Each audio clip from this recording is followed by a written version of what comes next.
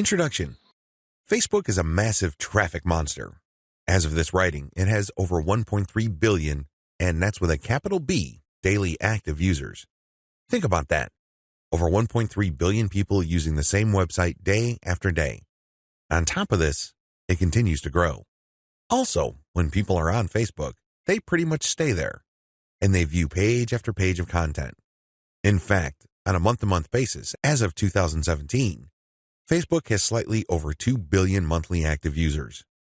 Of all Americans, 79% use Facebook at some level or another. If this wasn't impressive enough, the next platform that gets the highest percentage of American users is Instagram, which is owned by Facebook. Instagram clocks in at 32% of American usage. Among U.S. residents, 53% reportedly use Facebook several times a day. In terms of the world's total population, more than 22% of people on the planet use Facebook with some level of frequency. The point is, Facebook is a massive traffic monster. You really can't afford to miss out on Facebook and its marketing potential.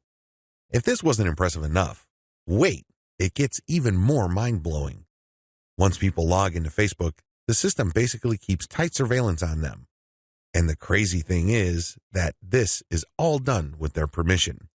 When you sign up for Facebook, there is a user license agreement that you must consent to. Unless you read the fine print, you wouldn't become fully aware that once you sign in, every like, comment, share, as well as pages that you liked and even ads that you clicked will be monitored by Facebook. It's as if by watching your behavior, Facebook can make educated guesses as to what your interests are and can then show you advertising that fits those interests. Sounds pretty fair, right? Well, this extends across the board. That's right. Every group you join, as well as interactions on Messenger, are monitored, tracked, and targeted by Facebook. This is not lightweight targeting, mind you. When it comes to fine laser targeting of demographic groups based on individual user behavior, nothing even comes close to Facebook. As awesome as these traffic statistics, advertising technologies, and promotion potential may be, I've got some bad news to report. Too many businesses still fail to fully leverage Facebook. This training teaches you the best ways to promote on Facebook. It also gives you step-by-step instructions so you can engage in Facebook marketing with a higher than average chance of success. 10 common Facebook marketing mistakes. There are very common marketing mistakes that even promotion veterans commit on Facebook. It seems like even the very best of us are not immune to these common mistakes. It's a good idea if you want to save a lot of time, effort, and money at this point to become aware of these mistakes.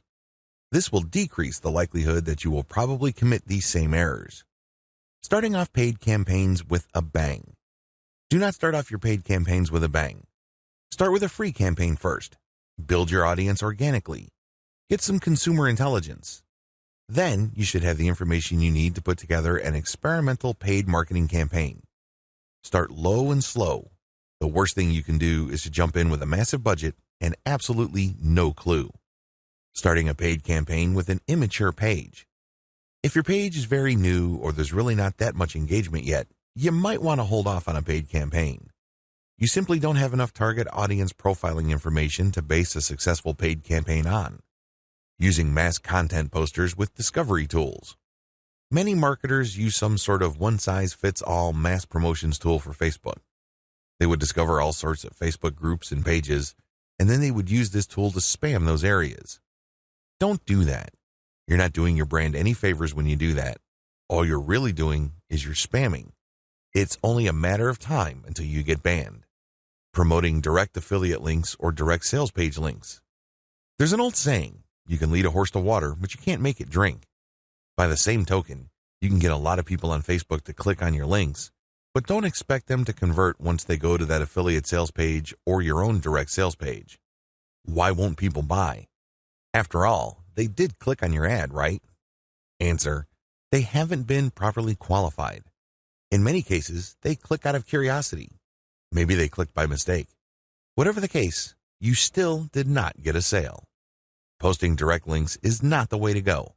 You have to build confidence. You have to build trust first. Pulling random content and curating them based solely on keywords.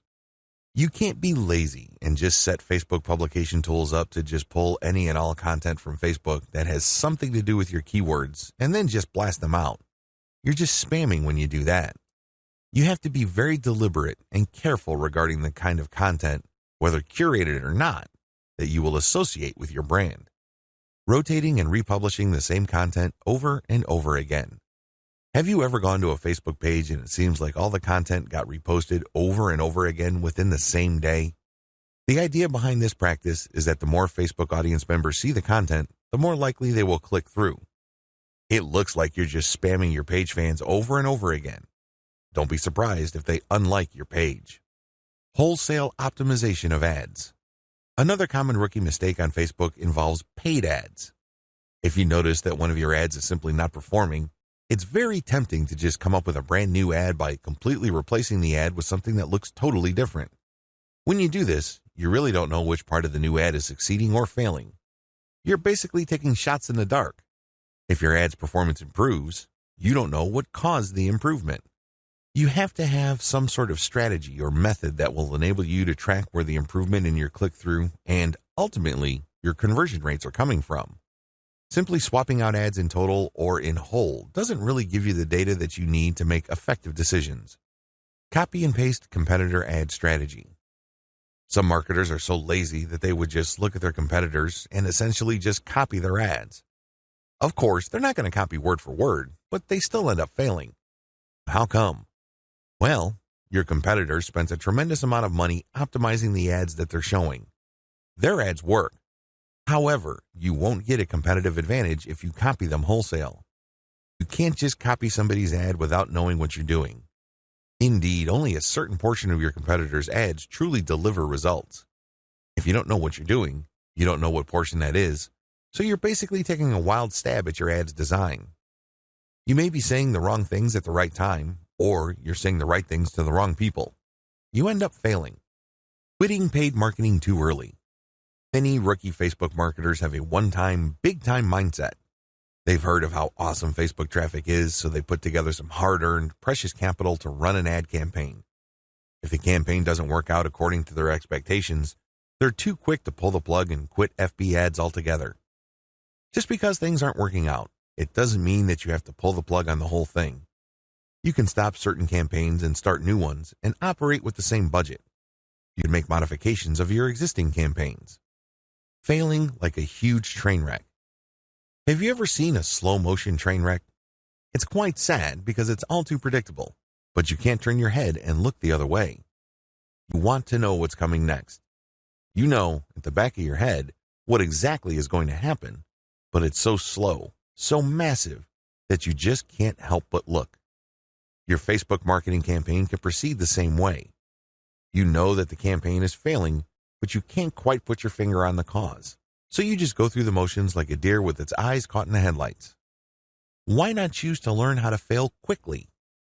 Since you're not going to make 100% of your shots, learn to live with this fact and move on. Learn to fail quickly using a tiny budget. This way, you can run many different experiments. Even though the vast majority of them are failures, that's okay. You only spend a fairly small amount of money figuring out winning ads. Please understand the nature of the 10 mistakes above. Imagine yourself being in situations where these mistakes are likely to take place. Learn how to spot them well in advance. Prepare your plan B, should you find yourself committing these mistakes. The 8 most effective ways to market on Facebook. Let's get one thing clear. There are so many ways to market on Facebook. In fact, the only limit to how you can get people to go to your website or learn about your brand or cause is limited by your imagination. As long as you can post a link to an outside site doing something on FB, that activity is a potential traffic generator. Still, regardless of the huge amount of possibilities there are to market on Facebook, 8 stand out in terms of efficiency, effectiveness, and return on investment. This is just a broad overview of what I will describe fully in this training. Facebook page marketing, Facebook group marketing, influencer page outreach, paid page boost campaigns, paid traffic campaign, paid lead generation campaign, Facebook pixel retargeting campaign, how to optimize your Facebook ad campaigns. This is a nice mix of both free and paid promotion methods on Facebook. Facebook page marketing. One of the most obvious ways to market on Facebook is to set up a fan page for your business, your brand, or your cause. Facebook actively promotes this feature of its website. What it doesn't tell you is the fact that Facebook has been actively modifying its algorithm to the point that you're going to have very popular content for you to reach most of the people who have expressed interest in whatever it is you're promoting. Put simply, not all the people who liked your page will get to see your updates. In fact, in most cases, only a small fraction of those people will get to see your updates. Sadly, Facebook is actively working to limit the free traffic exposure you would get until you can prove to it that your content is really popular with your page's fans. Here are the steps you should follow to market on Facebook. Step number 1, find your competitors on Facebook. The first thing that you need to do is to avoid reinventing the wheel. You need to avoid trying to figure things out on a completely hit or miss basis. Instead, reverse engineer your competitors. Let them do your homework for you. How? Well, find them on Facebook and learn from what they are doing. Step number 2, get the industry standard look and come up with your own take. Every niche has an industry standard in terms of social media profile, brand appearance, and content strategy. The sooner you understand this, the sooner you will be poised to achieve social media marketing success on Facebook. The longer it takes you to learn this, the longer you will struggle. Understand that your niche audience has become familiar with how certain brands or websites are positioned on social media. If they can't make heads or tails of your social media brand, they probably would not like your page. It may seem weird to them because it seems so far off from the industry standard.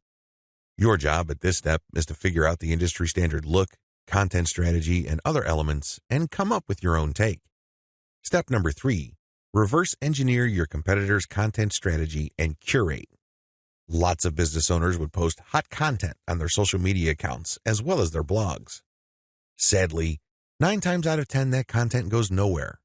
People don't click on it, share it, comment, or otherwise engage. What these publishers are doing is basically gambling their content would resonate with their audience. Don't do that. Instead, pay attention to what your competitors are doing and look for patterns. If you notice that your competitors keep sharing content regarding the same type of theme or topic, they may be onto something. They wouldn't waste all this time, effort, and energy talking about the same stuff over and over unless, of course, it connects to their audience at some level or another and produced results. Now, to verify this, look at how many times that piece of content got shared or liked. That should give you some sort of objective proof that this content actually resonates with your target audience members. When you reverse engineer your competitors, you are essentially copying their strategy to reach the same eyeballs that you're trying to reach. This also applies to content curation, where you take content that is published by other people and you promote it on your social media platform.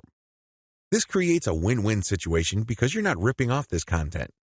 You are copying the content's link, including a short commentary, and allowing people to click on the link. This creates a win-win situation. The publishers of this content get traffic. You get to build credibility because you're sharing information that your target audience members would actually be interested in, and this leads to the possibility that they would like your page. Once you have built up enough page likes, you can then start sharing your own content, which leads to direct traffic to your website. Step number 4, pick the best performing or most popular type of content and scale up. Post content for a few weeks. Keep publishing, and then look at the content that gets the most engagement. Which shared materials get the most likes, the most shares, the most comments? At some point, you're going to ignore other types of content and focus on the ones that perform the best. For example, if you have a Facebook page on Chihuahuas and you notice that third-party articles on Chihuahua houses get a lot of shares, likes, and comments, you might want to eliminate most other types of content and focus on Chihuahua houses because those get the most love from your audience. Step number 5, come up with your own version. Come up with your own version of winning content. For example, you know that Chihuahua houses get a lot of love and are very popular on your page. Come up with your own articles about that topic. These articles, of course, drive traffic directly to your blog or your online store. These have to be at the same level of quality as your third-party content, or better. Pay attention to how your curated popular content talks about the topic and adopt the same style but deliver something better. Maybe you should offer longer information, more up-to-date information, or blog posts that have multimedia elements like videos and graphics. Whatever you need to do, come up with content that basically blows away all the other content that you feature on your page. Step number 6, promotions, photo tagging by your users. This is a free promotion technique. Tell your page fans that you're going to give them some sort of digital freebie. Maybe it's a graphic badge. Maybe you're going to mention their name on a post. Maybe you're going to give them a free ebook or some sort of free software. Whatever the case may be, tell the people who like your page to tag their friends on photos that you're going to post. Now, these photos, of course, must draw attention to your brand, your website, or your Facebook page. You're not just having them tag a photo. This photo has to say something. It should be promotional in nature. The more photo tags you get, the higher the chance that you will get a lot more page likes and also clicks to your website from Facebook. The best news? You don't have to offer money. In fact, studies indicate that money offers aren't all that effective. It's much better to offer some sort of specialty graphic or digital goodie like a free book or booklet, or maybe a discount code. Step number 7, promotions. Comments by your users. Use the same rules as in step 6, but instead of photo tagging, get your page fans to post comments. It would also help tremendously if the comment includes the name of the people on the commenter's friends list. I leave it up to you how to craft this, but obviously, the more tags there are in the comments, and the more engaging the comments, the more popular your posts become. Step number 8, call your users to action. If you have people who have already liked your page, post occasional reminders to them that they should invite their friends. This works because birds of a feather flock together. Seriously, the main reason why you are friends with people in the first place is because they share roughly the same set of interests as you. People who share basically the same pool of interests tend to attract each other. Take advantage of this fact by calling your page fans to action so they can invite their friends. Step number 9, use insights to promote your page.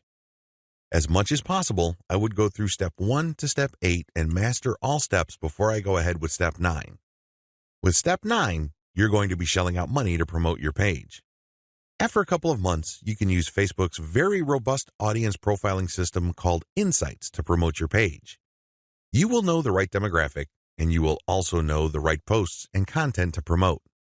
Step number 10, boost your most popular content. Use Facebook's lookalike audience system to find people who are not currently fans of your page.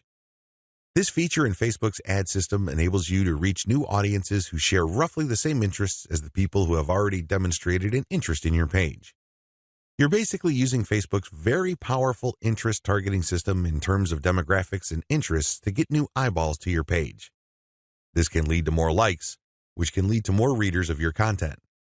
From that point, you can then run targeted ads. Facebook group marketing. One of the most powerful ways to market on Facebook is through its group feature. Considering what's been going on with Facebook's algorithm for its Facebook pages, it's a good idea to have your own Facebook group as a backup. Although Facebook has been cutting back on the organic traffic it sends Facebook pages, it's still worth it to have a page because you get audience insights from it. Another great benefit of having a page is the fact that you can copy and paste content from that page to Facebook groups. When people see your content in a group, they not only see the content, but they can also see a like button. When they click that like button, you get a new Facebook page fan. The key benefit of having a Facebook group lies in visibility. Facebook has made it clear that they are tweaking their Facebook page to reward actual engagement. Apparently, Facebook groups are not as suppressed as Facebook pages. In terms of visibility, you stand to reach more of your group members than with the page. The problem with Facebook groups. While the visibility for a lot of people is quite good for Facebook groups, it depends on activity. If the individual group member is not all that active in your group, maybe the person isn't liking or commenting, they're not going to get as many notifications on their Facebook update section than somebody who is active. This is a big drawback. The vast majority of people who would join your own Facebook group are not going to be active.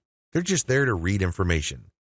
They're just there to sit back and check out what you have to offer. Here's how you promote using your own FB group. Create your own groups after your pages mature. The first thing that you need to know is that you should put up your Facebook group only after your page is matured. You want to know who your audience is on Facebook. You're not going to know that until you have a page up. Pay attention to the audience insights. The data set that you would get from that analytics portion of your Facebook management dashboard will let you know who to target. Once you have enough users, and this depends on your niche, you should then put up your group. Your group must be as identical as possible to your page. If you have a logo, put the same logo there. If you have some sort of motto, put the same motto or slogan there. The key here is to use your Facebook group as an extension of the brand that you're creating with your Facebook fan page. Give your group members a reason for coming back. This, of course, means original content or freshly curated content that you don't show on your Facebook fan page. You have to give people a reason for following you on as many different places on Facebook as possible. This, of course, boils down to premium content. Market to other groups. This is the most important part of Facebook group marketing, because if you were to just build your own group as a supplemental source of traffic for your page, you're probably not going to grow all that much. You have to go to other groups which have already done a good job attracting the eyeballs that you want to attract. There has to be a tight fit between these groups and your niche. Go to those places and become a credible poster.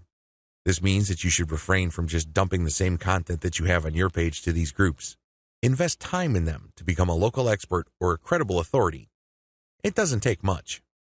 If you're the first person to always comment and your comments are always insightful or bring new information to the table, people sit up and pay attention. People can see that you are an asset to the community, and they are more likely to give you the benefit of the doubt when you share content that obviously comes from your page. Once you have established credibility, share your own page content.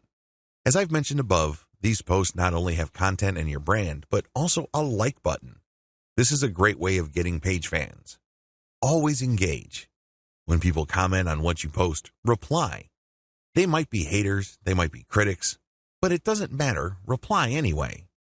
This conditions the mind of your readers that you are approachable, accessible, and you actually want to help people out.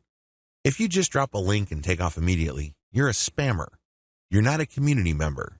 You're obviously not somebody who's there to add to people's knowledge and bring value to their lives.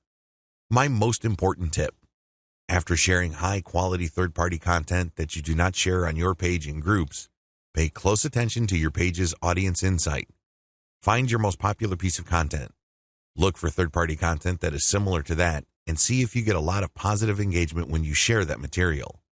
If this pans out, then use content from your site that fits the same themes as the tried and proven popular content on the Facebook groups that you're in, and use those to get page likes. Influencer page outreach. Influencer page outreach really boils down to creating allies. In your niche, you are sure to have competitors. However, some of these competitors are open to cooperating with you. Many will not give you the time of day, but there are few who would see the strategic advantage of partnering up instead of competing. There are also other people on Facebook who have pages and who are not competitors with you. They may even have a lot of fans. Here's how you build alliances with influence leaders on FB. Step number 1, find competitors. The first thing that you need to do is look at your notes when you reverse engineered your competitors. These people are in the same niche as you. After all, you study them to get to the industry standard content strategy as well as page layout and design for your own Facebook page. Next, you should look for non-competitors who specialize in your niche. There should be quite a few of these. These are not merchants or ones who provide services. They're not competing for the same dollars as you. Instead, they cater to the same audience as you. Try to find as many of these as possible. Step number 2, pay your dues by engaging. I know at this point it's very tempting to just go to a competitor's page and post a comment on one of their posts. In the comment, you're dropping a link to your page or to your website. You then repeat this many times on all their posts. Well, let me tell you, if you do this, you're going to get banned. Whatever links you put up will get deleted. It's a waste of time. Don't even think about it. The same applies to influential niche observers. These are non-competitors, but you shouldn't spam them either. Instead, you should pay your dues by engaging. How do you do this? First, you need to share high-quality content. It doesn't matter who wrote the content. It doesn't matter where that content goes to or links to. What's important is that it provides maximum value to anybody reading that content. It has to be on point. It has to deal with a specific theme or topic that you know that your target audience members are interested in. Next, you need to engage with people in terms of answering their questions. Try to be a facilitator. Try to be a mediator. Try to be the go-to source of information for your niche. If people are looking for statistics, go on Google and find them the statistics they're looking for. If they're looking for a video, go to YouTube and search for the content that they're looking for. The more you do this, the more people will pay attention to you because, let's face it, in any kind of online group communication platform, only a very few people actually produce high-quality content. You can count them on one hand most of the time. Everybody else is basically a leech. They take and take information, but they only give from time to time, if at all. Be that expert. Be that go-to resource. Another way you can engage is by asking questions. Now, these questions should not be very basic or dumb questions. Instead, they should be deep, insightful questions. You can also ask questions that try to tie many issues together. Many people are concerned about many different issues. When you ask questions that tie all these together, it can be very useful. You should also give feedback to people's responses. You have to do this in a respectful way. You cannot come off as a hater or somebody who's just plain negative. There is such a thing as constructive feedback. Remember, the name of the game here is to add value to the places that you're on. This means sharing information and enhancing information through proper questions and feedback. Step number 3, become credible, then reach out. At a certain point, people will start asking for you by name. People will try to reach out to you via Messenger. That's when you know that you have become an asset to these groups. That's when you know that you are on people's radars. You're not just this random person showing up every once in a while dropping a link. Instead, you're that person that helps keep these groups together. This is when you reach out. This is when you try to engage with the group admin. Usually, the best way to do this is when they engage with you. Maybe they mention your name, or they send you a message on Messenger. Whatever the case may be, try to wait for them, or reach a high enough level of engagement and acknowledgement from other community members before you reach out. What are you going to be reaching out for? Well, there are many different opportunities on the table. You can ask to swap content with your page. Most page admins don't have a problem with this. You can also ask for a shout-out. Basically, the admin of the page that you're on will tell page fans to check out your page because your page is a friend of the page they run. You can go through some ideas regarding joint events. Now, please keep in mind that this is not like a real event where people have to physically go somewhere, or you have to rent out some hall, rent out security, or get food. No. This is an online event. Maybe a seminar, a live Facebook session conducted from 2 locations, or it can be an interview. Another opportunity on the table is, of course, guest blogging. You probably don't need me to remind you of how value-packed this is.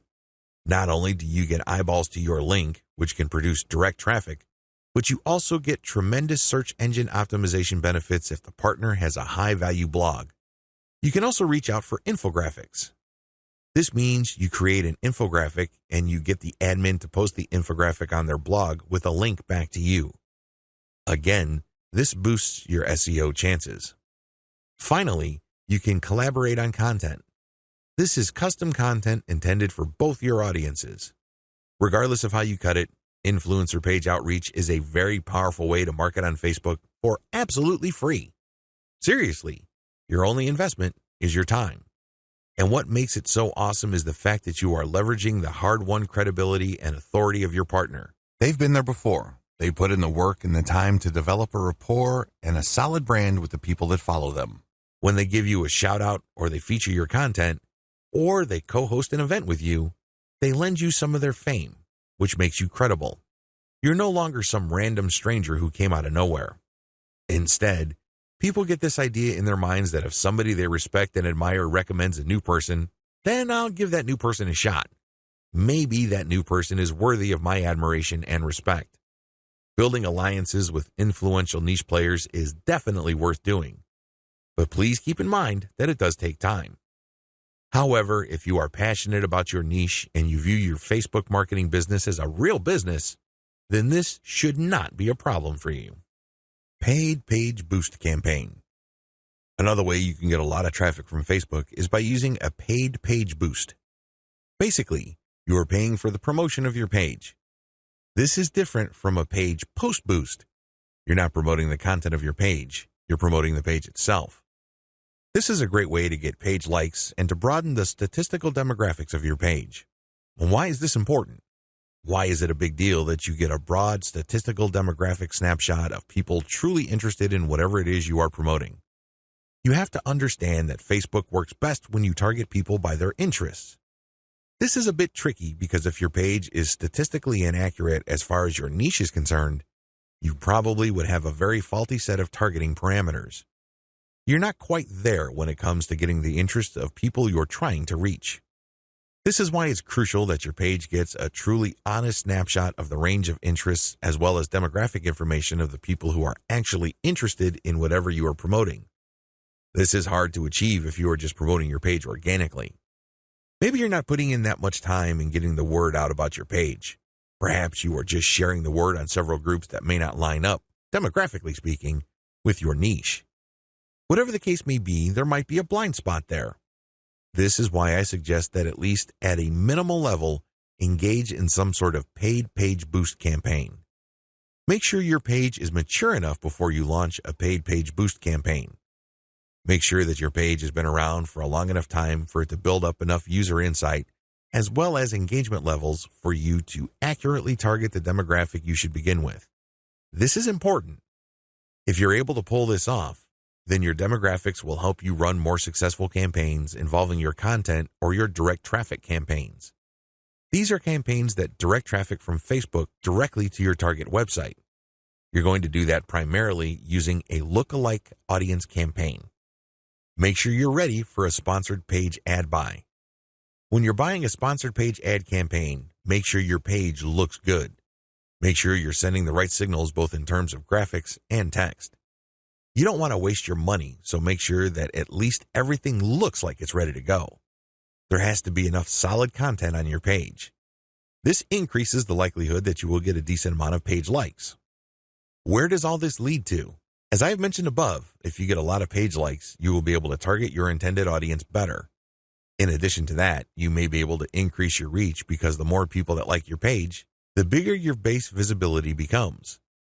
If a lot of those people actively engage with your content, that percentage increases, but you're still dealing with the reality that your content will only reach a fairly small percentage of the people who have expressed interest in your content. When you increase the total amount of likes you get, you still have that same small percentage, but the raw numbers are bigger. Believe me, 10% of 100 is definitely going to be smaller than 10% of 100,000.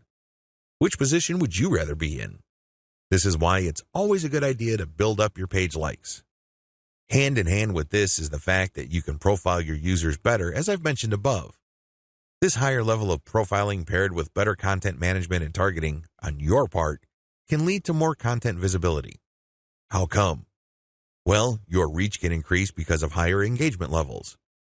If you pay attention to what kind of content people really like on your page, and you produce more of that content and you fine-tune it so people are more likely to engage with it, this can increase your organic reach. This makes your content more visible. What is engagement? Well, people can share your stuff. They can like, they can react, they can comment. Whatever the case may be, get them to do it. And the best way to do this, of course, is to make sure that the right people are attracted to your page and you put the right content in front of the right eyeballs. Unfortunately, this doesn't happen overnight. It is neither smooth nor easy. It's one of those things that you figure out on your own on a trial and error basis. But you do have powerful tools like Facebook's Audience Insights to see which content is resonating with your audience members. You can't just set this up and forget about it. You have to actively monitor it. You have to look for patterns. But the crucial ingredient to all of this is that your page gets enough likes. That's why you have to promote it at some point. Paid traffic campaigns. For this section, I'm defining paid traffic campaigns in two forms. I can pay to boost the post, or I can pay for direct traffic to my target website. Please note that I have presented this information in that order. Boost posts first, and then pay for direct traffic. There's a reason for this. If you don't master Facebook's traffic to your page posts, then it doesn't make sense to go directly to your target website. You probably are going to spend a tremendous amount of money, time, and effort only to have very little to show for all that. It's better to boost a post in a strategic way so you can understand what kind of content connects with your intended audience. You will then be able to drive traffic to your website. You're actually killing several birds with one stone. By focusing on boosting a post, you can get more page likes, You can get more branding opportunities, and you can also get click-throughs to your target website in the form of a content link. Here's how it works. Post boosts. First, target a lookalike audience based on your user insight demographic. In other words, Facebook is going to show your ad to a fresh set of users who share the same demographic details and interests as your current page fans. People with these similarities are more likely to like your content. You're not going to pay Facebook to show your post to people who have already liked your page. Instead, you are trying to get fresh eyeballs to your page posts. You do run quite a bit of risk. Existing audience post boosts. The next option you have available to you is to boost your post to people who have actually liked your page. These are your actual page fans. They know roughly what you're about. They like your content enough to like your page. They're expecting your content. Unfortunately, like I said earlier, Facebook only shows your content to a small fraction of people who liked your content. Unless your fans select see first when they like your page, Facebook will use its natural algorithm to select the initial group of eyeballs that will show your page content. If enough people engage with your content, then Facebook will show even more of your page fans to your content. However, it's never going to show it to 100% of your fans. That rarely happens. This is why it's a good idea to boost your post to reach more of the people who have liked your page. The upside to this is these are not virgins. They've seen your page. In fact, they've seen it and liked it so much that they have clicked the like button and want to see your content. At least you know that there is some sort of interest there. Still, please understand that while there is a certain degree of familiarity there, and this increases the chance that these people will actually engage with your content and possibly click through to your target site, that isn't exactly guaranteed. Existing audience plus their friends. As the old saying goes, birds of a feather flock together. Friends usually have shared interests. In fact, if you think about it hard enough, that's the main reason we became friends in the first place. We have certain interests in common. We have certain things to talk about, and that's why we're friends. Makes a lot of sense, right? Well, you can apply that to Facebook marketing as well, because this can produce a tremendous amount of marketing opportunities. Since your page fans also have friends on Facebook, you can buy a post boost that shows your ad not only to your fans, but to their friends as well. This is my favorite when it comes to post boosts because it is a cheap way of getting clicks to your target site. You reach a much wider audience. Please understand that if your page has a fairly small number of likes, even if you boost post after post, you only have a small base to work with. Now, if you expand that base by including your existing audience plus their friends, you have a lot more people to work with. You are operating with some level of confidence because you know that friends usually have shared interests. This translates to possibly cheap clicks to your target site. The best way to do this is to post a link directly to your content or to your promotional page on your website with some content. This way, when someone clicks through, they go straight to your website. They can read your commentary and some preview text, but the text should call them to action. This is the cleanest way to get direct traffic cheaply using post boosts targeting your existing audience and their friends. Direct traffic to your target site. The next option is to promote a target URL directly. It doesn't show a post from your page. It just goes directly to your target website paired with a picture. This is the direct traffic option on Facebook. To become successful with this, you have to use the lookalike audience based on your engaged users' insight data. In other words, your Facebook page should be mature enough for you to get solid consumer intelligence that you can then use to target potentially interested audiences on Facebook. That's the best way to do this. There are other ways. You can run raw targeting. Basically, you're not relying on user insight. Instead, you're just looking for an age range and a geographic location. You're also using gender. In certain situations, this may pay off. In fact, you may get better results than lookalike audiences, but generally speaking, you should focus on using the consumer intelligence your Facebook page gathered so you can reach people who are very similar to people you know have demonstrated a solid interest in whatever it is you're promoting. Best practices. Use them to boost your results. First, run small tests. This enables you to fail quickly. People who really know their way around Facebook run campaign after campaign after campaign until they're able to connect the dots and come up with a campaign that actually works. This is why you need to run small, cheap tests so you can easily see which campaigns are working out and which ones have failed. Next, make sure your budget is low. Usually, when I run a dollar campaign, that is good enough for me. $1 a day for 7 days a week, that is good enough for me to see if an ad has potential. So, I would run several ads. We're talking about $70 for 10 ads running at the same time. Third, focus on what works. Let me tell you, when you run many small tests, the winners stand out. Either they get clicks or not. That's the bottom line. However, at this stage, you're not just looking for clicks. You're not just looking for an ad campaign that gets a lot of attention. Instead, you're also going to look for an ad campaign that actually delivers conversions. You're going to have to set up your Facebook pixel to your target website so you can track whether traffic from Facebook went all the way through. I'm not just talking about traffic produced when people click on your link and they go to a content page and they leave.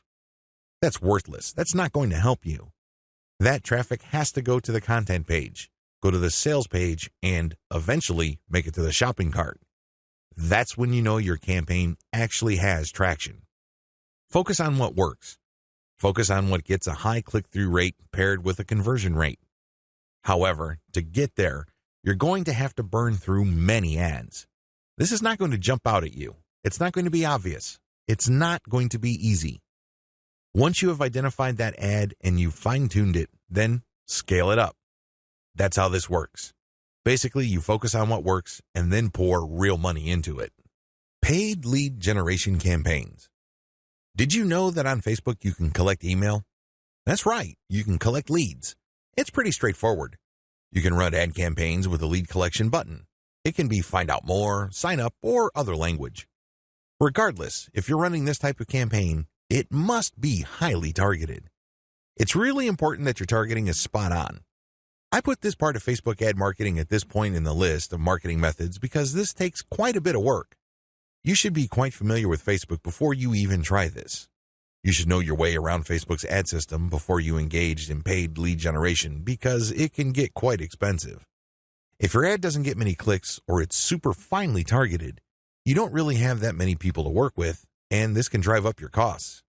You have to know how to optimize your ad campaigns on Facebook for this to make sense. You can optimize on many levels. There are 3 levels you can optimize. Level 1, you can tweak the freebie you're giving away. This is the free stuff that you're giving away, so people are motivated to enter their email address into your form. Maybe you are giving away free membership access.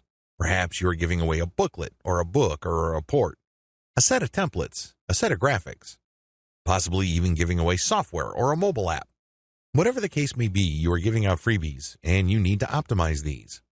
What I mean by that is the freebie that you give must motivate the most people in your target audience to sign up for your mailing list. This is not easy. You cannot assume that just because you think that your booklet is awesome or is the next best thing since sliced bread doesn't automatically mean people will agree with you. It doesn't work that way. You may have to switch from one freebie to the other until you get a high enough sign-up rate that would tell you that the freebie that you have selected is the right one. Thankfully, this is fairly easy to do with Facebook. You basically run different ads that offer different premiums. Level 2. Level 2 optimization focuses on optimizing your ad copy. As I've mentioned above, lead generation campaigns on Facebook can and do get very expensive.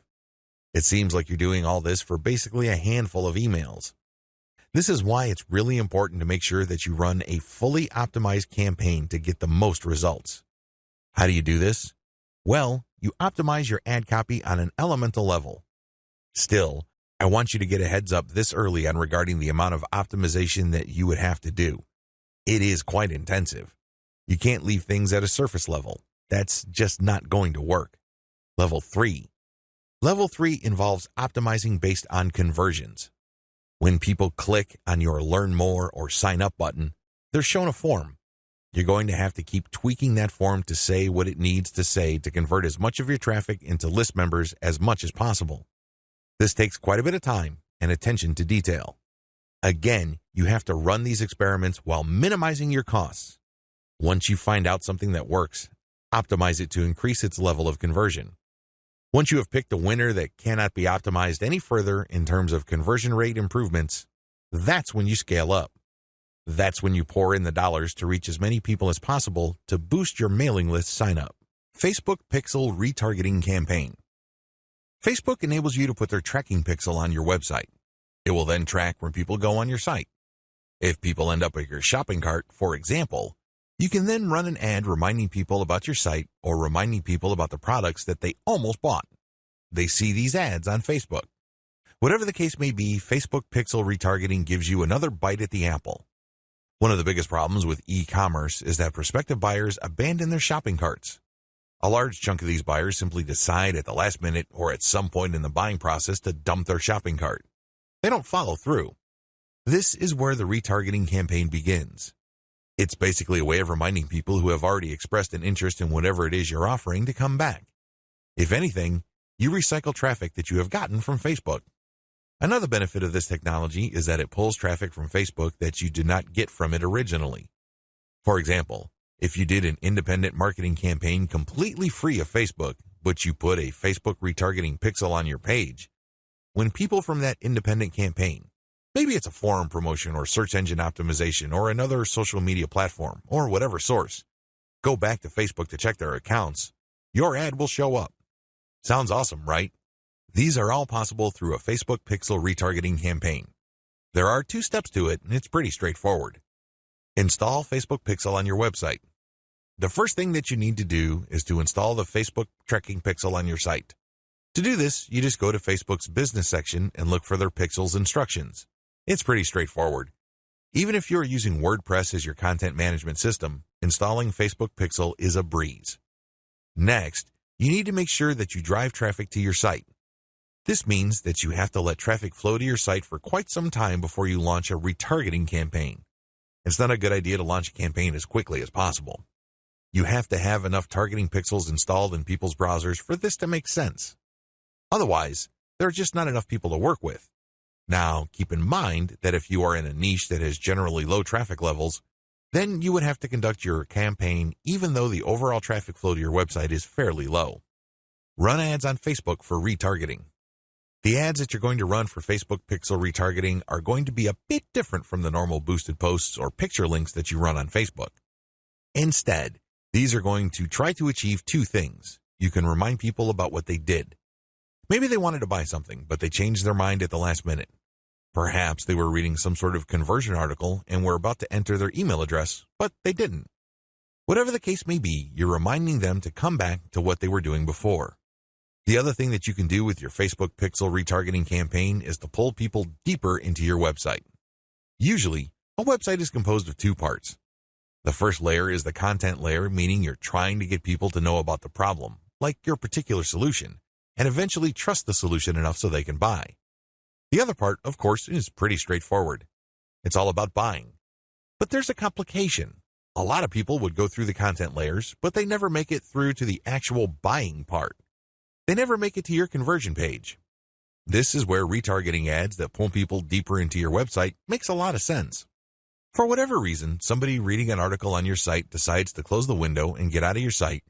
You can run ads that tell them about content, but another piece of content that is related to what they were reading before. This pushes them further down the conversion funnel.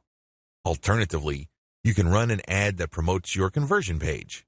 Basically, what you're saying to the prospect is you've figured out what my website is about, and you have a clear understanding of what I have to offer.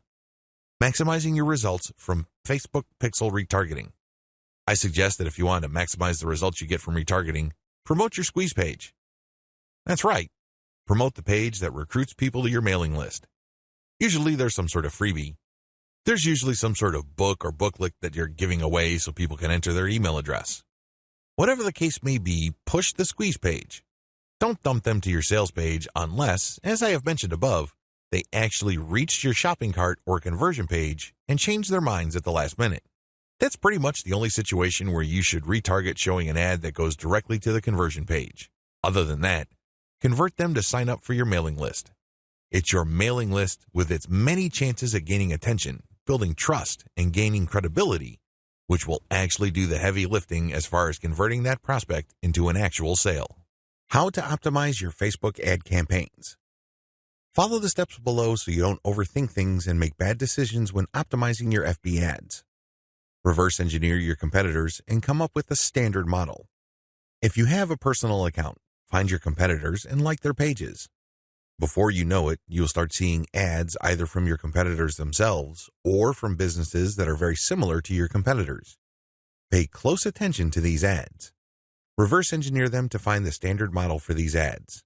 In other words, go through as many of these ads as possible and get a clear understanding of what kind of pictures, headlines, and text they use. Also, if they are mostly promoting posts, pay attention to that. Whatever the case may be, look at what they're doing and see common patterns. Focus on the most commonly used strategies because this gives you the industry standard model. Don't get sidetracked by ads that seem so different, so new or so innovative because if they are so different from the industry standard model, they're outliers. There's a high chance that those ads do not convert. Come up with your own version and test with a low budget. Test with a low budget. You don't want to burn through a tremendous amount of cash during the testing process. There will be a time and place for you to get crazy with the budget, but now is not the time. Create variations and test. Now that you have come up with your own version of the standard model, create variations of it and then run low-budget tests. Do not do this randomly. Do not do this based on your feelings or impulses. Instead, you have to follow certain rules on how to create variations. Otherwise, you wouldn't know which part of the ad accounts for its greater success. I've seen this happen many times. In fact, I've committed this mistake before. I would take an ad and test it. I would notice that it's not getting that many clicks, so I'd change half of the ad. Maybe I change the picture and then the headline, or I would change the heading and the description. Whatever the case may be, I would change half of the ad, and sure enough, it would improve. But when I try to improve things again by changing the other half of the ad, it falls apart. You want to establish a way of effectively tracking which changes accounted for which improvement. By using this method, you can optimize parts that work to reach peak convertibility and then work on the other elements of the ad that could use some improvement. However, you have to do this in a systematic way. I've described this in the section below. Pick the winner and make further variations. Now that you have made variations of the original and you ran a test, there will be at least one winner. It gets the most clicks and conversions. Make variations of it and you run the test again. Keep testing until you find the ad that delivers the best return on investment. The end of this process is pretty straightforward. You keep making variations and you keep testing on the cheap until you find an ad that delivers the best ROI. In other words, it delivers the most conversions while costing very little money. I know it sounds like a fantasy at this point, but it is doable with testing. Scale up. Increase your ad budget to your winning ad to pump a massive amount of traffic to it. You should only do this when you are dead sure that you have a winning ad on your hands. In other words, you have tested it rigorously and have optimized it to the point that it cannot improve its conversion rate any further. That's when it's ready to go big time. Make sure you optimize on an elemental level. The big problem with the ad optimization method I described above is how do you know which part of the ad to change up? How do you know which part of the ad to optimize? Wholesale variations do not work. You can't just take an ad, see that it doesn't work, replace it with a completely different ad, see that it doesn't work, and then repeat that process. Even if you're spending very little money, it still burns a tremendous amount of time, effort, and opportunities. You need to have a better way to turbocharge your results. Vary on an element-by-element basis. I would take an ad, and I would restrict my optimization to a specific element of that ad. Every ad actually has many elements. There's the graphics, the heading, the description, the link. I would start with one element, and I will come up with different versions. The most obvious part is the picture. So I'd play around with the different pictures and see which gets the most clicks. I would then come up with a variation of that picture and see if I can improve my click-through rate. Again, I'm spending very little money here. I just want to see an improvement in click-through rate for that element that I'm varying. Once I have reached a plateau and I can't improve any more on that element, I would then switch to another element. For example, if I'm running a campaign for dog food and I notice that my best performing picture after a series of variations is a picture of a chihuahua that seems to be smiling, I will keep that picture, but then I will then switch to the next element of the ad, which is the headline. I would then keep varying the headline to see if I can improve the conversion rate of that ad. Once I've reached the ceiling or a plateau for improvements in conversions due to headline changes, I then move to the description. Do you see how this works? You know that you have to vary an element if you keep picking the winning variation. You do this with small tests until the whole ad is optimized. After all elements have been optimized, scale up your ad buy. Once I've gotten an ad that converts much better than its original form, and I've gone through all the elements, now is the time to scale up. This is where I pour quite a large amount of cash into my Facebook ad campaign to boost traffic. Conclusion. Facebook marketing is a lot of fun because there are a lot of things to discover, but it can also get very expensive if you don't know what you're doing. Follow the 8 proven promotion methods covered in this training so you can start your Facebook promotion campaign on a solid path to success.